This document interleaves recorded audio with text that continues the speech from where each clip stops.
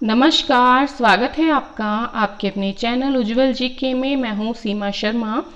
आज हम रीट एसएसटी का टॉपिक है सहकारिता, रीट लेवल सेकंड का, और इसके अंतर्गत 77 क्वेश्चन हम देखने वाले हैं सहकारिता से संबंधित। अगर आप चैनल पर नए हैं तो आपको बता दें कि यहाँ पर 6 से लेकर 10 तक की आरबीएससी की जो बुक्स हैं वो करवाई जा चुकी हैं। साथ ही एनसीईआरटी जो है वो भी लगातार पढ़ाई जा रही है। तो अगर आप ये सब वीडियो देखना चाहते हैं, साथ ही रीट की तैयारी कर रहे हैं, तो आप उज्ज्वल जी के चैनल से जुड़ सकते हैं। पास के बेल आइकन को ज़रूर प्रेस करें, सब्सक्राइब करें चैनल को। ठीक है, देखिए सहकारिता जो होती है वो उसमें क्या होता है कि आपसी सहयोग से जो साधनहीन वर्ग है, या आप कह लीजिए गरीब वर्ग है, या आर्थिक दृष्टि से पिछड़े लोग हैं, उनको बिचौलियों के शोषण से बचाकर जो आर्थिक विकास की मुख्य धारा है, यानी कि उनका आर्थिक विकास करना किसके माध्यम से? सहकारिता के माध्यम से। ठीक है, तो चलिए पढ़ना शुरू करते हैं। सहकारिता का पहला प्रश्न, भारत का प्रथम सहकारी उपभोक्ता भंडार कब व कहाँ खोला गया? 1904 में मद्रास में खोला गया था भारत का प्रथम सहकारी उपभोक्ता भंडार। उसके बाद अगला प्रश्न है, सहकारिता प्रांतीय विषय कब बनाया गया या कब बना? सन 1919 में।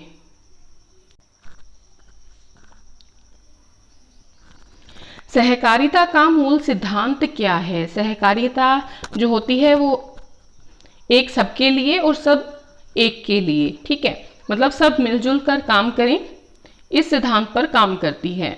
कृषि के लिए आवश्यक अल्पकालीन, मध्यकालीन एवं दीर्घकालीन ऋण की व्यवस्था की जाती है तो सहकारिता के द्वारा। देखिए अल्पकालीन, मध्यकालीन में तो समय थोड़ा होता है, और जो दीर्घकालीन ऋण होता है इसमें 5 से लेकर 15 साल तक जो है उधार दे दिया जाता है। विश्व में सहकारिता का प्रारंभ जो है कब किया गया? तो ये किया गया था रॉबर्ट ओवन के द्वारा इंग्लैंड में लंकाशायर मिल में। यहाँ पर इन्होंने क्या किया था? रॉबर्ट ओवन ने एक सहकारी उपभोक्ता भंडार की स्थापना की थी। सामाजिक आर्थिक विकास का महत्वपूर्ण आधार है सहकारिता। भारत की पहली सहकारी साख समिति कब और कहां पर खोली गई? ये खोली गई थी कांजीवरम में, जो कि मद्रास में है, अक्टूबर 1904 में। ये गलत है, 1904 में। कांजीवरम, मद्रास, अक्टूबर 1904 में भारत की पहली सहकारी साख समिति की स्थापना की गई। सहकारिता का मूल मंत्र क्या है? सहकारिता का मूल मंत्र होता है कि समाज का जो है उत्थान किया जाए। सहकारिता आंदोलन का सूत्रपात किसने किया? तो जर्मनी में फ्रेडरिक विलियम रेफेजन तथा हर्सन शुल्ज़डेलिश ने सहकारिता आंदोलन का सूत्रपात किया। सहकारिता है तो सहकारिता जो है लोकतांत्रिक पद्धति पर आधारित कार्यक्रम है। फिर है, भारत में सहकारिता आंदोलन का प्रारंभ किस आयोग की सिफारिश से हुआ? भारत में इस आंदोलन का जो प्रारंभ है वो भारतीय दुर्भिक्ष आयोग की तरफ से या उसकी सिफारिश से किया गया। भारत में सहकारी साख समिति अधिनियम कब पारित हुआ? 1904 में। 1904 में ही भारत की पहली सहकारी साख समिति की स्थापना की गई कांजीवरम, मद्रास में, और भारत में सहकारी साख समिति अधिनियम जो है वो भी 1904 में ही पारित किया गया। वर्तमान में सहकारिता जो है वो राज्य सूची का विषय है। सहकारिता का मुख्य उद्देश्य है आपसी सहयोग से गरीब, साधनहीन, आर्थिक दृष्टि से पिछड़े लोगों को बिचौलियों के शोषण से बचाकर आर्थिक विकास की मुख्य धारा में जोड़ना। राजस्थान में सहकारिता आंदोलन की शुरुआत कब की गई और कहां से की गई? ये राजस्थान की बात करें 1904 में की गई और अजमेर से की गई सहकारिता आंदोलन की शुरुआत। देखिए 1904 से कितनी चीजें जुड़ी हैं कि देखिए भारत की जो पहली सहकारी साख समिति थी वो 1904 में स्थापित की गई कांजीवरम मद्रास में। फिर राजस्थान में सहकारिता आंदोलन जो है ये भी 1904 में अजमेर में। उसके पहले जो है हमने देखा कि भारत में जो सहकारी साख समिति अधिनियम जो पारित हुआ वो भी 1904 में। फिर है राजस्थान की प्रथम सहकारी समिति की स्थापना कब और कहां पर की गई, ये अगले साल की गई थी 1905 में। ये भी अजमेर में की गई और भिनाई में की गई, अजमेर के भिनाई में। राजस्थान में केंद्रीय सहकारी बैंक की स्थापना कब की गई, तो 1910 में की गई थी अजमेर में। ठीक है, अजमेर में की गई थी। देखिए प्राथमिक सहकारी समिति को सहायता देने के उद्देश्य से इसकी स्थापना की गई थी। भरतपुर और डीग में सहकारी कृषि बैंकों की स्थापना कब की गई, ये भी 1904 में की गई। भारत में भरतपुर में डीग में सहकारी कृषि बैंकों की स्थापना। राजस्थान में प्रथम भूमि बैंक की स्थापना कब और कहां पर की गई, 1924 में अजमेर में की गई और बाद में सन 1928 में ब्यावर में की गई। दूसरे जो है भूमि बैंक की स्थापना। ठीक है, आगे देखिए आजादी से पहले किस देशी रियासत ने सबसे पहले सहकारी कानून जो है उसको पारित किया था, तो देखिए भरतपुर राज्य जो था इससे सबसे पहले सहकारी कानून बनाया। कब बनाया, आजादी से पहले सन 1915 में। अगला प्रश्न है स्वतंत्रता के बाद किस समिति ने देश में वृहत्ताकार सहकारी समितियों के गठन की सिफारिश की। अब आज़ादी के बाद जो है अखिल भारतीय ग्रामीण साख सर्वेक्षण समिति, और इसी का एक अन्य नाम है वो है गोरवाल समिति। गोरवाल समिति, गोरवाल समिति या फिर अखिल भारतीय ग्रामीण साख सर्वेक्षण समिति ने देश में जो वृहत्ताकार या बड़ी बड़ी जो सहकारी समितियां थी उसके गठन की सिफारिश की। अगला है राजस्थान में वर्तमान में कितने केंद्रीय सहकारी बैंक कार्यरत हैं, 31। राजस्थान में वर्तमान में कितने जिला दुग्ध संघ कार्यरत हैं, 21।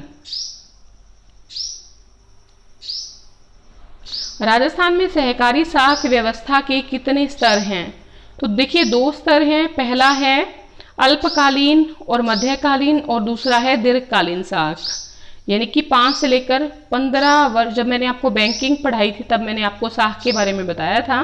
तो देखिए 5 से लेकर 15 साल तक के लिए जो है ऋण दिया जाता है। इसके अंतर्गत साख एक प्रकार की क्या होती है, ऋण राशि होती है जो बैंक को वापस करनी होती है। ठीक है, देखिए ये जो दीर्घकालीन साख है ये द्विस्तरीय व्यवस्था है, और जो ये अल्पकालीन और मध्यकालीन साख है ये त्रिस्तरीय व्यवस्था है।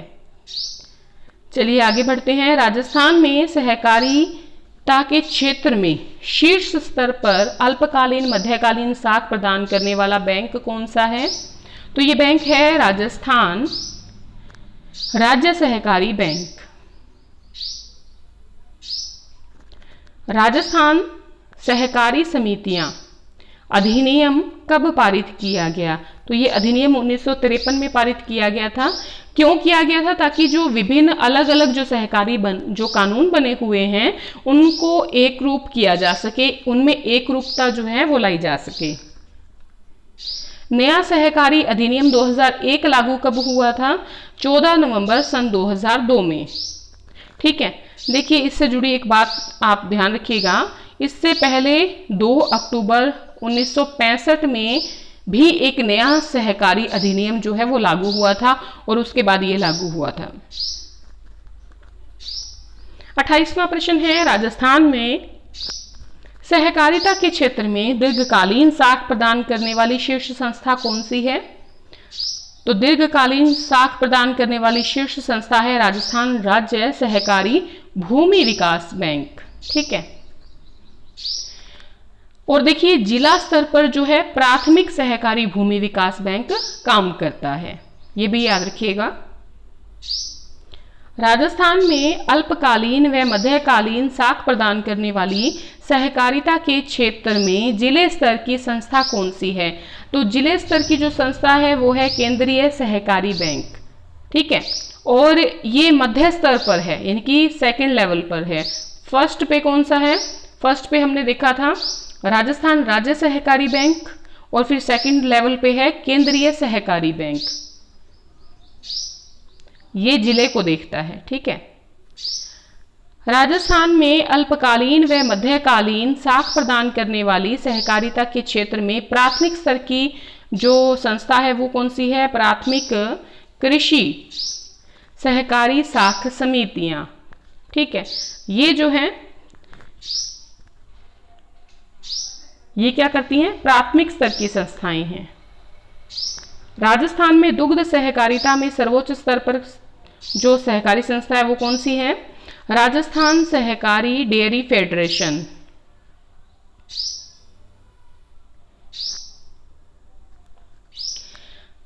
अब आपसे प्रश्न ये है कि जो राजस्थान में दुग्ध सहकारिता है इसमें जो दुग्ध जो व्यवसायी हैं उनको कितने परसेंट जो है फायदा मिल रहा है? 95% मिल रहा है या 99% मिल रहा है या कुछ और है?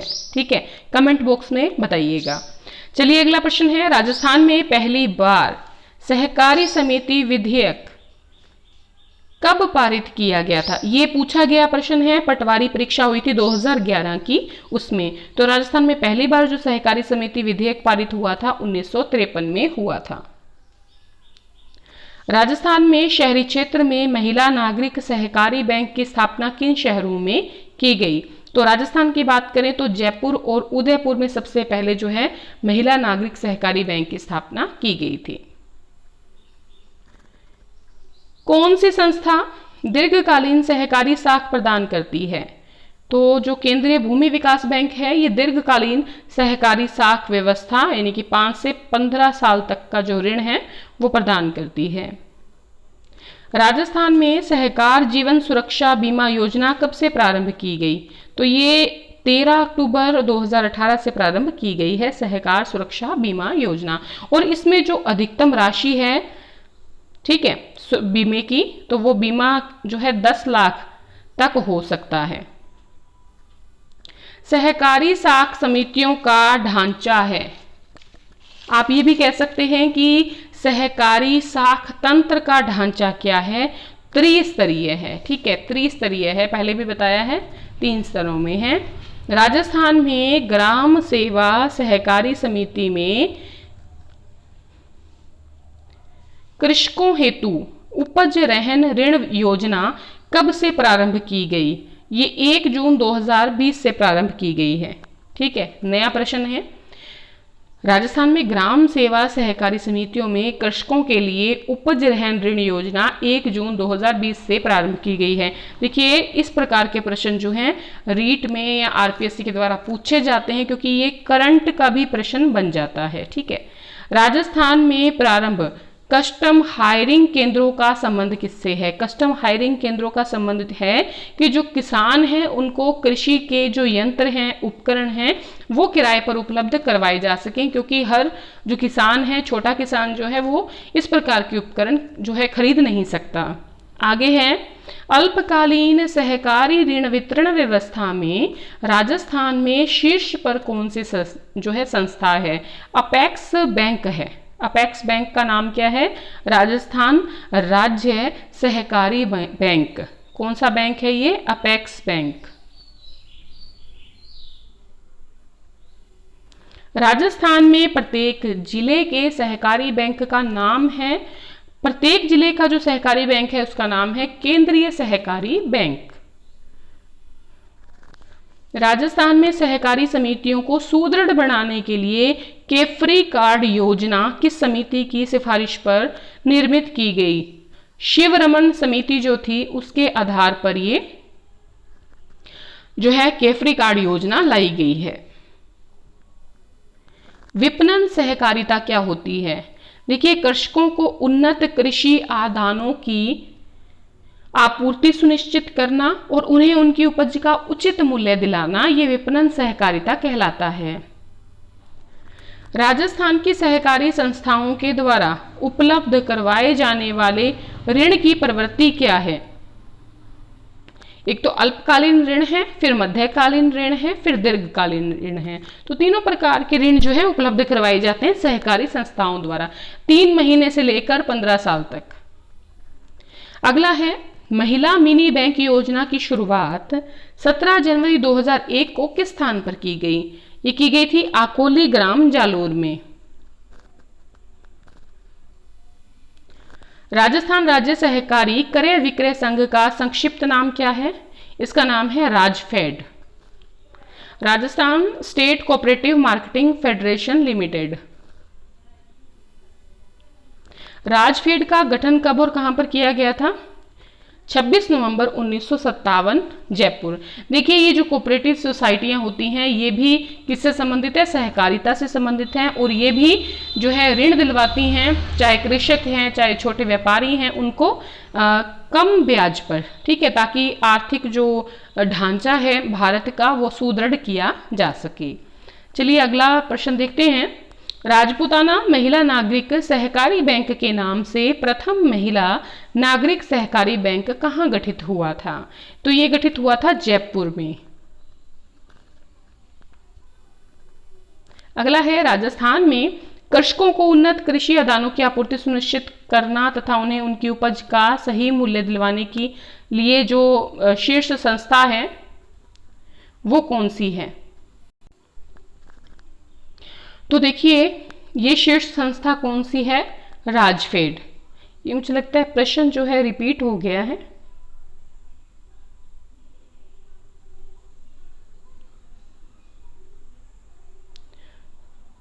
नहीं, ठीक है। अगला है देश का पहला राज्य कौन सा है जिसने सहकारिता के क्षेत्र में सहकारी किसान क्रेडिट कार्ड वितरित किए? किसान क्रेडिट कार्ड जो है सबसे पहले राजस्थान ने वितरित किए हैं। अगला प्रश्न है किस वर्ष को सहकारी शताब्दी वर्ष के रूप में मनाया गया? तो जो वर्ष था 2004 का, इसे सहकारी शताब्दी का जो वर्ष है उसके रूप में मनाया गया। ये पटवारी 2011 में पूछा गया प्रश्न है। राजस्थान सहकार व्यक्तिगत दुर्घटना बीमा योजना कब से प्रारंभ की गई? 2017-18 से प्रारंभ की गई है सहकार व्यक्तिगत दुर्घटना बीमा योजना। राजस्थान में भामाशाह को ब्रांडेड रुपए कार्ड या फिर इसी का नाम है सहकारी रुपए कार्ड कब जारी किया गया? 13 दिसंबर सन 2015 को। ग्राम सेवा सहकारी समिति द्वारा एक ही स्थान पर सभी प्रकार के ऋणों को उपलब्ध करवाने वाली योजना कौन सी है? क्रेफी कार्ड योजना। ठीक है, आपने अल्पकाल का ऋण लेना है, आपने मध्यकालीन समय का लेना है, या आपने दीर्घकालीन जो ऋण लेना है, वो तीनों ऋण कहाँ मिल जाएंगे? कैफरी कार्ड योजना के तहत मिल जाएंगे। अगला है राजस्थान के असंगठित वर्ग जैसे श्रमिक हैं, दस्तकार हैं, छोटे व्यवसायी हैं, महिलाएं हैं, नाई, धोबी, मोची, इन सबको सहकारी समितियों से आर्थिक संबल प्रदान करने की योजना है सहकार मंगल योजना। ये भी काफी इंपॉर्टेंट प्रश्न है। राजस्थान राज्य सहकारी बैंक यानी कि अपेक्स बैंक की स्थापना कब और कहां पर की गई? 14 अक्टूबर 1953 को की गई थी। राजस्थान में कृषि साख की त्रिस्तरीय व्यवस्था के लिए जिला स्तर पर कौन सी संस्था है? जिले स्तर पर संस्था है केंद्रीय सहकारी बैंक। कृषकों को दीर्घकालीन सहकारी साख उपलब्ध करवाने के लिए राज्य में शीर्ष स्तर पर किस संस्था की स्थापना की गई? Rajasthan Rajya Sahakari Bhumi Vikas Bank. Rajasthan Institute of Cooperative Education and Management का मुख्यालय कहां पर है? देखिए इसी को और क्या कहा जाता है? इसी को और कहा जाता है रायसेन। ठीक है, तो जयपुर में मुख्यालय है इसका। वर्तमान में राजस्थान में कितने महिला मिनी बैंक कार्यरत हैं जिसका अन्य नाम है अपना बचत घर योजना? तो 40 हैं वर्तमान में राजस्थान में। राजस्थान में कितने महिला नागरिक सहकारी बैंक है? तो 6 हैं। देखिए उदयपुर जो है यहाँ पर 2 है, जयपुर की बात करें यहाँ पर 2 है, कोटा में 1 है और भीलवाड़ा में 1 है। तो इस प्रकार से कितने हो गए? 6। प्रथम महिला नागरिक सहकारी बैंक जयपुर में राजपुताना महिला नागरिक सहकारी बैंक की स्थापना कब की गई? 30 अगस्त 1995 में। और ये देखिए महिलाओं के द्वारा ही संचालित है।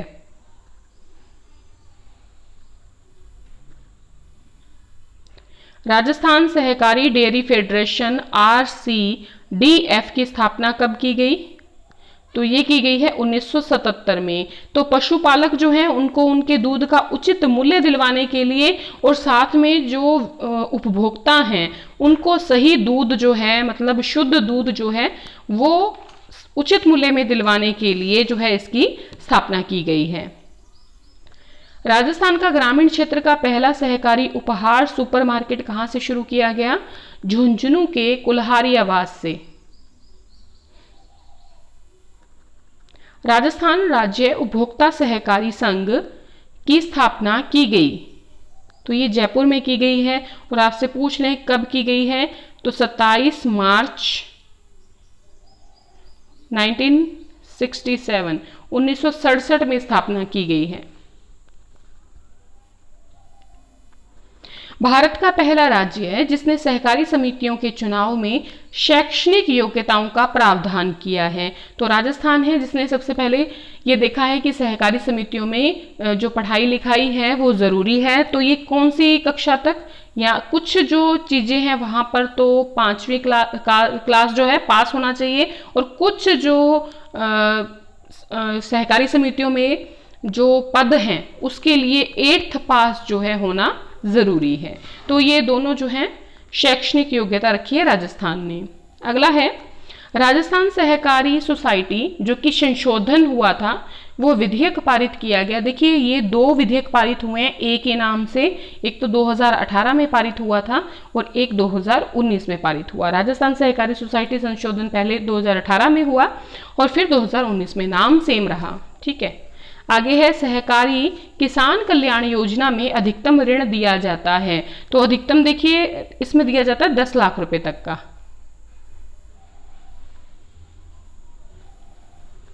महिला विकास ऋण योजना में अधिकतम ऋण राशि कितनी है? 50,000 रुपए। फिर है लघु सीमांत कृषक सेवा पोर्टल लॉन्च किया गया। तो ये लॉन्च किया गया था 16 फरवरी 2019 को। जो ऑनलाइन किया गया था वो तो था चोमू से, जयपुर से, और ऑफलाइन जो किया गया था वो आमेर से। ये भी कहाँ है? जयपुर में। राजस्थान कृषक ऋण माफी योजना का समय 2019। सहकार फसल खरीद मित्र योजना किन फसलों के लिए लागू की गई? सरसों और चना के लिए 2018 में आई थी ये। मुख्यमंत्री जलधारा योजना की शुरुआत कब की गई? 15 दिसंबर 2007 को। देखिए ये जो मुख्यमंत्री जलधारा योजना है ये 5 से लेकर 15 साल तक की अवधि के लिए है। इसमें जो नलकूप हैं उनके निर्माण के लिए, प्लस जो कुएं हैं उनको और गहरा करवाने के लिए, पंप सेट हैं उनके लिए, विद्युतीकरण जो है उसके करने के लिए, और ये सारी चीज़ें जो हैं वो अनुसूचित नहीं, जो जनजाति क्षेत्र हैं वहाँ पर करने के लिए ये योजना लाई गई है। ठीक है। उपज रहन ऋण योजना का शुभारंभ कब किया गया? तो ये कोविड के चलते सस्ती फसल किसानों को न बेचनी पड़े, इसीलिए छोटे किसानों को तो इस योजना में 1.5 लाख रुपए तक जो है वो दिया गया है ऋण, और जो बड़े किसान हैं जिनके पास जमीन ज़्यादा है उनको 3 लाख रुपए तक की जो ऋण सुविधा है वो दी गई है। ठीक है, ताकि कोविड जो है उसके चलते सस्ती फसल किसानों को न बेचनी पड़े। और ये योजना कब लाई गई? ये 1 जून 2020 को लाई गई। 100 कस्टम हायरिंग केंद्रों की स्थापना कब की जाएगी? 100 कस्टम हायरिंग केंद्रों की स्थापना 2020-21 में की जाएगी। मोबाइल एटीएम वैन की शुरुआत कब से की गई है? 11 जुलाई 2019 से। और हमारा अंतिम प्रश्न है कि सहकारी फसल ऋण ऑनलाइन पंजीयन एवं वितरण योजना की शुरुआत की गई, तो ये की गई है 3 जून 2019 से। अगर आप अंत तक बने रहे हैं तो उसके लिए बहुत बहुत धन्यवाद। एक बात और, अगर आपको लगता है कि रीट एसएसटी का कोई नया टॉपिक है, न्यू टॉपिक जो है वो आपको समझ में नहीं आ रहा और आप चाहते हैं कि मैं उस पर वीडियो बनाऊं, तो आप कमेंट बॉक्स में उस टॉपिक का नाम लिखकर, एसएसटी का जो टॉपिक होगा रीट एसएसटी का सेकंड लेवल का, तो वो उसका नए टॉपिक का आप नाम लिख दीजिएगा। बाकी एक बार क्या करिएगा, उज्जवल जीके की जो प्लेलिस्ट है वहाँ पर रीट एसएसटी में जाइएगा, वहाँ पे आप देखिएगा पुराने टॉपिक सारे मैं करवा चुकी हूँ। नया टॉपिक अगर आपने कोई करवाना है तो आप कमेंट बॉक्स में लिख दें, ठीक है। आज के लिए इतना ही और अंत तक बने रहने के लिए बहुत बहुत धन्यवाद।